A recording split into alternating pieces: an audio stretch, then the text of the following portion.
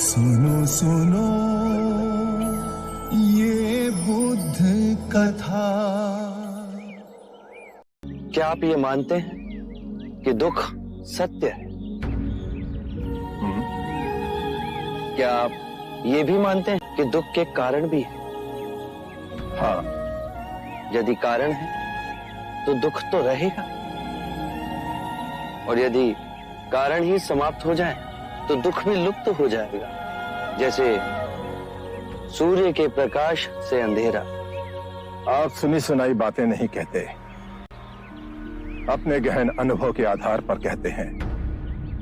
आप धर्म और सिद्धांत की नहीं, देखी हुई बातें कहते हैं। आपने कहा कि मुक्ति का मार्ग है अपने विवेक को जगाना और गूढ़ ध्यान में लिप्त हो जाना, जिससे मनुष्य स्वयं को और इस संसार को भली भांति समझ सकता है। परंतु एक प्रश्न है, ये जो सारी विधियां हैं, रीतियां हैं, पूजा पाठ हैं, क्या ये सब व्यर्थ है?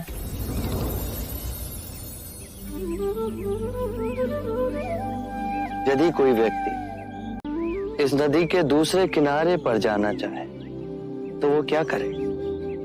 यदि जल गहरा नहीं है तो वो चलकर जा सकता है, और यदि जल गहरा है तो वो नाव की सहायता से जा सकता है या स्वयं तैरकर जा सकता है। यदि वो चलना ना चाहे और ना ही तैरने को तैयार हो और ना ही नाव ले जाने को तैयार हो, और वो कहे कि मैं प्रार्थना करता हूं इस नदी का दूसरा किनारा स्वयं चलकर मेरे पास आ जाए, तब तो ऐसे व्यक्ति को मूर्ख कहेंगे, महामूर्ख। इसी प्रकार यदि व्यक्ति अज्ञान और भ्रांति को अपने विवेक से मिटाएगा नहीं तो परम आनंद और मुक्ति के दूसरे छोर पे कैसे पहुंच पाएगा? चाहे वो पूजा करे या अनुष्ठान या व्रत करे या किसी नीति पर चले, वो इस किनारे ही रहेगा। हमने सारे शास्त्रों को पढ़ा, उन पर व्याख्या की, परंतु जीवन के इतने जटिल सत्य को इतनी सरलता से किसी ने नहीं समझाया, किसी ने नहीं समझाया।